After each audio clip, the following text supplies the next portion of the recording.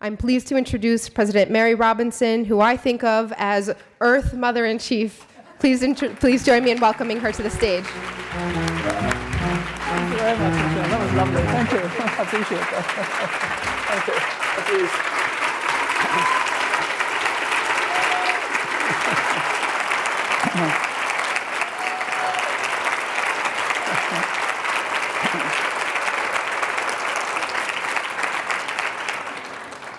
Thank you very much, Michelle. I'm actually going to borrow your mum power. I hadn't heard that before, and it's a very powerful expression. I usually describe myself as an angry granny for climate justice. That does me.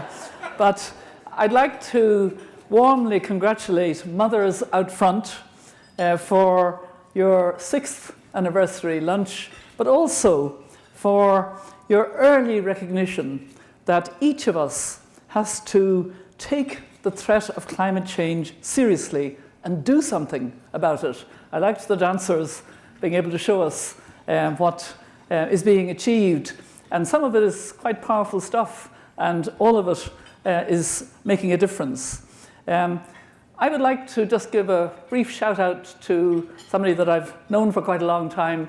He was a voice on environment and climate issues way back in the last century. I mean, way back in the last century, when not many people were talking about it. Senator Tim Wirth. It's good to see you, Senator.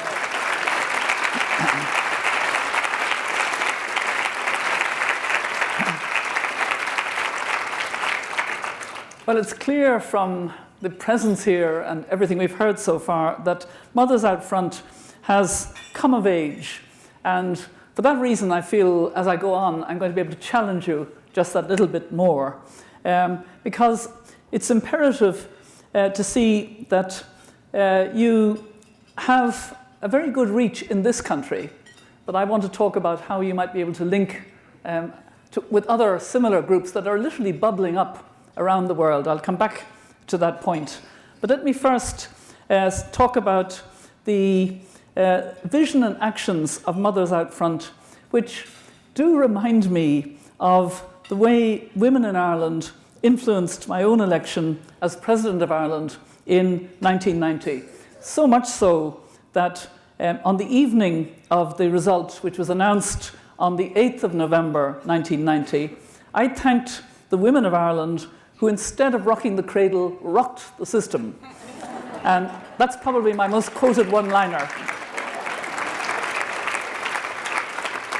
And I just thought I'd mention the very strange coincidence that Donald Trump was elected President of the United States on the same day, 26 years later. Imagine. Anyway, as I think you're all aware, we're facing a climate crisis that poses an existential threat to all humanity. The evidence about the effects of climate change is incontrovertible, and the moral case for urgent action is indisputable. Many of us in this room, and not just Tim Wirth and myself, have been talking about climate change for decades. The elders, of whom I now have the honor to be chair, view climate change alongside nuclear weapons as the twin existential threats of our age. But we need to be blunt. Words aren't enough. We need action. Action to drastically cut emissions so that temperatures don't rise above 1.5 degrees limit. Action to end the use of fossil fuels in domestic markets and the financing of fossil fuel projects in developing countries by development banks and other financial institutions. And action to deliver a just transition so that regions and communities previously reliant on fossil fuel production for jobs and broader economic and social structures are not abandoned, and that workers' rights and dignity are respected, and that new opportunities are provided through investment and education for current and future generations. I believe that we need a climate justice movement. I'm really very interested in how we can get a climate justice movement, speaking up for people who have the least capacity to protect themselves, their families, their homes, and their incomes from the impacts of climate change, and indeed climate action policies that are not grounded in human rights. So this is where I want to challenge Mothers Out Front to look around the world at what is happening, because you are being imitated. You may not be aware of it, but you are being imitated. I think you're probably the first to be mum power, but it's happening now. And it's going to be very evident on the 12th of May. I see you were writing postcards to put a focus on the 12th of May, the International Mother's Day. But that's a day when a number of other organizations will also be getting together. Organizations like Mothers Rise Up in the United Kingdom. Sounds similar, doesn't it? Mothers Out Front, Mothers Rise Up, Mum Power.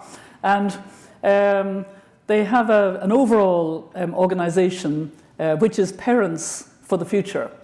And there are about, I think, 34 groups now in 16 countries. And there is, for example, an Australian Parents for Climate Action. So they call themselves different names.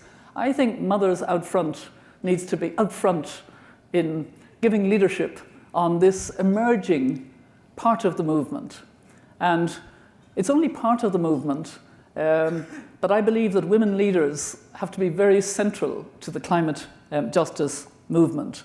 I want us to think a little bit about the terrible devastation caused by Cyclone Idai in recent weeks in some of the poorest countries in Africa, notably Mozambique, but also Zimbabwe and Malawi.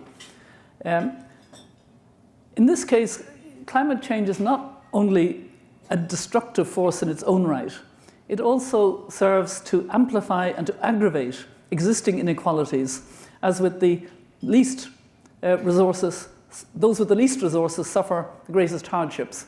Mozambique has suffered from cyclones, but because the water is warmer, the cyclones are much more ferocious. And now Mozambique has been hit again by another cyclone called Kenneth. You know, the names sound kind of friendly, but the cyclones are not. Graça Machel is also one of the elders who were brought together by Nelson Mandela. And I was with her quite recently. Her native country is Mozambique, though she mostly lives in South Africa now, having been married for quite a number of years to Nelson Mandela, who she and he founded the elders. But she talked so sadly. She went to Beira,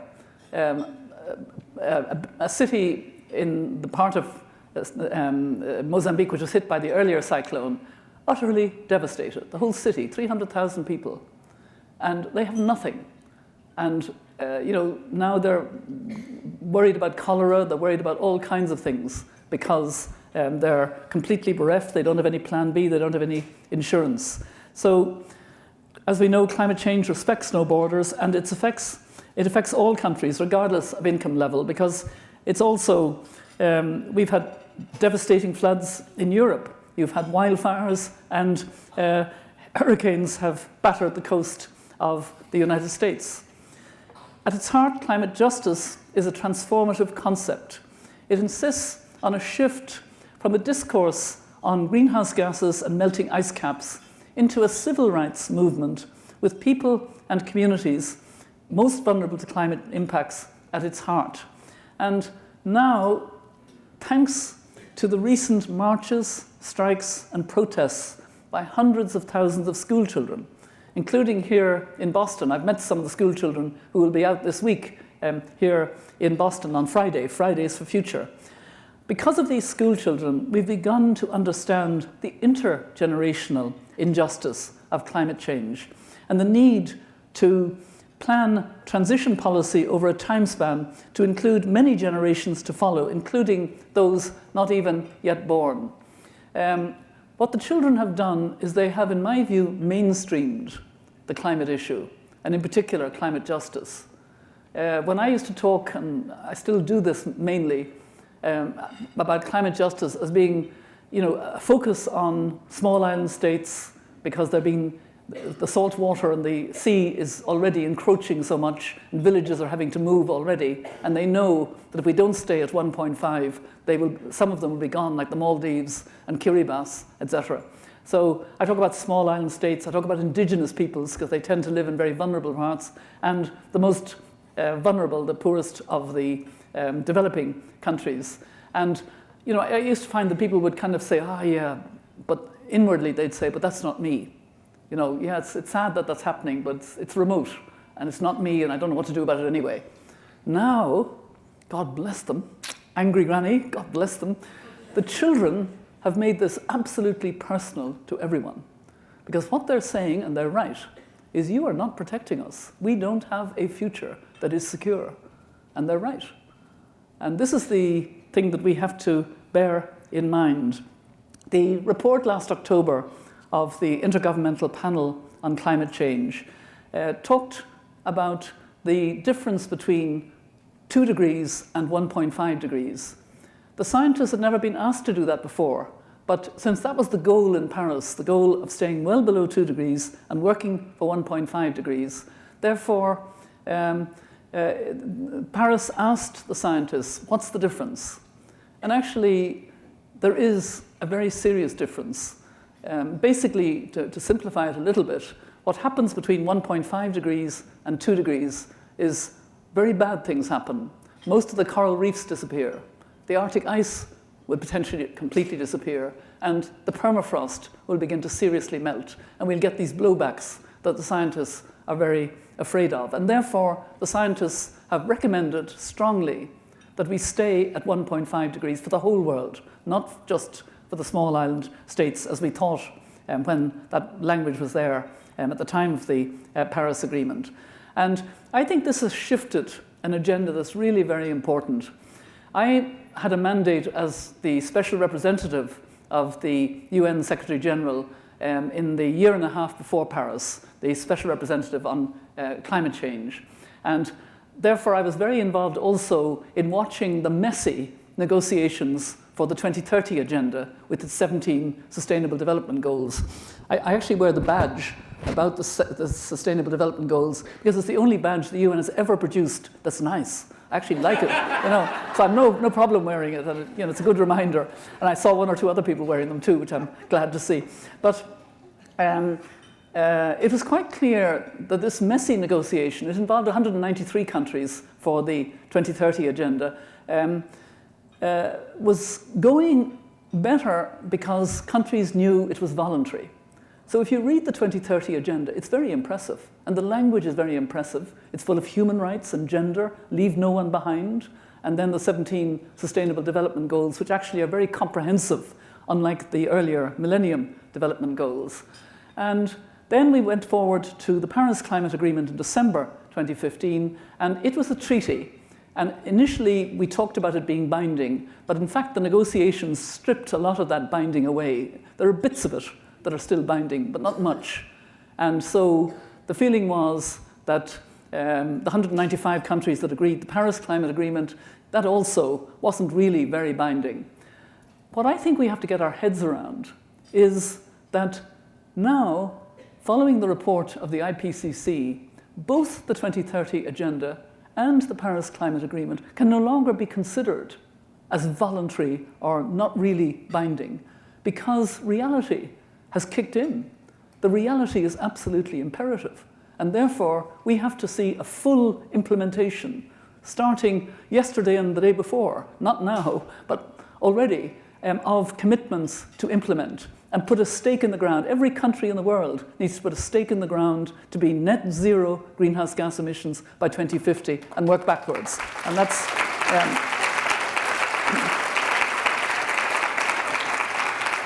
So we've entered a new reality where fossil fuel companies have lost their legitimacy and social license to operate. But we need to plan for this. If governments are to retain their own legitimacy and trust among citizens, this means they must end all fossil fuel subsidies in all forms so that coal and other hydrocarbons are kept in the ground, and that resources are invested instead to clean, renewable energy sources and green technologies. I've actually seen in my own work as an elder, I'm an honorary member of the B team of business leaders, that business can actually provide good solutions if it's committed to moving. And the B team made a commitment actually in January 2015 that in their corporations and in their supply chains, they would be net zero greenhouse gas emissions by 2050. Nobody else was saying that at the time. It was real leadership. And they've continued, and I chair a task force of the net zero. This is very hard to say. Task force of the net zero group of the B team, and my job really is to hold them to account. It's to keep their feet to the fire, as they say. And I still think that business leaders must also speak up for a regulatory environment that protects all human rights and one that holds them accountable for their actions. And they must also be more transparent and accountable about their own activities, including their roles in partnership to implement the Sustainable Development Goals. There's a lot of public relations, commitments that you hear increasingly. This needs to get very real and to be as accountable as possible. So, coming towards the end, I'd like to quote a radical voice that I like from a century ago, a bit like Tim Worth. Sorry about that. Rosa Luxemburg. She said, "Freedom is always freedom for the one who thinks differently." And her words are an inspiration and a challenge. Freedom means diversity, a relentless questioning, a refusal to accept orthodoxies and dogmas from any political movement. But freedom also means responsibility for all citizens to engage in the public sphere and democratic process, not withdraw into apathy or virtue echo chambers of the like-minded. And this means engaging with the fossil fuel companies and financial institutions and trying to build a constructive dialogue while never compromising on the principles and urgency of action. It means listening to the current and former coal and steel workers and their families in regions affected, understanding their own perceptions and ensuring that economic and social transitions are people-centered, inclusive, and designed with social justice in mind. So when I have a captive audience like you, I actually now say three things, and I'm going to more or less end with those. The three things are: everyone has to take climate change seriously in their personal lives. Now, I'm talking to a room full of mum power, and you've already started to do that, so this is new to you. My taking it seriously was I became a pescatarian about 2 years ago, meaning I don't eat meat. Now, it's quite hard because I actually love lamb from the west of Ireland. Yeah, I'm still in withdrawal, but I'm not going to cheat. I'm kind of making a statement about it. So that's it. And when you've done that and you say, okay, I've done my bit, then get angry with those who have the power and therefore the responsibility to do more. That means government at every level, including the city level. It means business, particularly fossil fuel business, but all business. It means agriculture, it means transport, etc. And then the third thing, and this is the thing we don't do enough, and I think mums with their mum power can really crack this one. We have to imagine this world we want to hurry towards. It will be a much healthier world. It will be a world which won't have fossil fuel air pollution. It'll be a world that has to be more equal, because we have to leave no one behind, which means getting to the 1 billion people roughly in our world who never switch the switch for electricity with clean energy.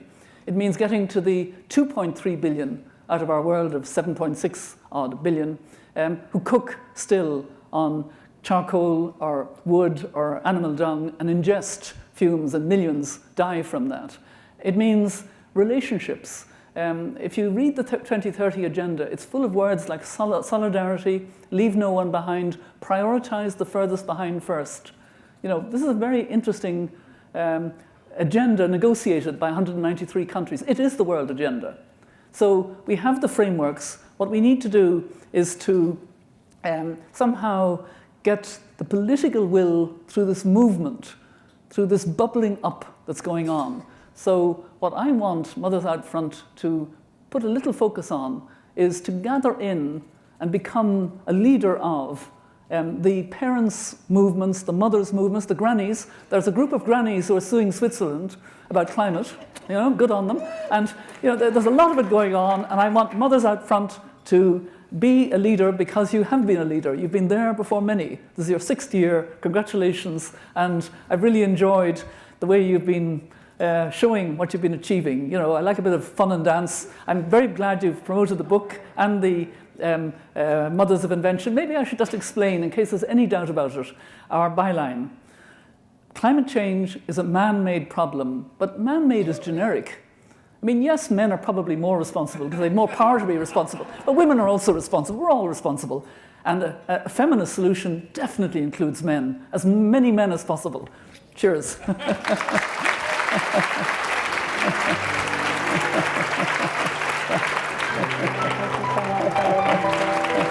Thank you.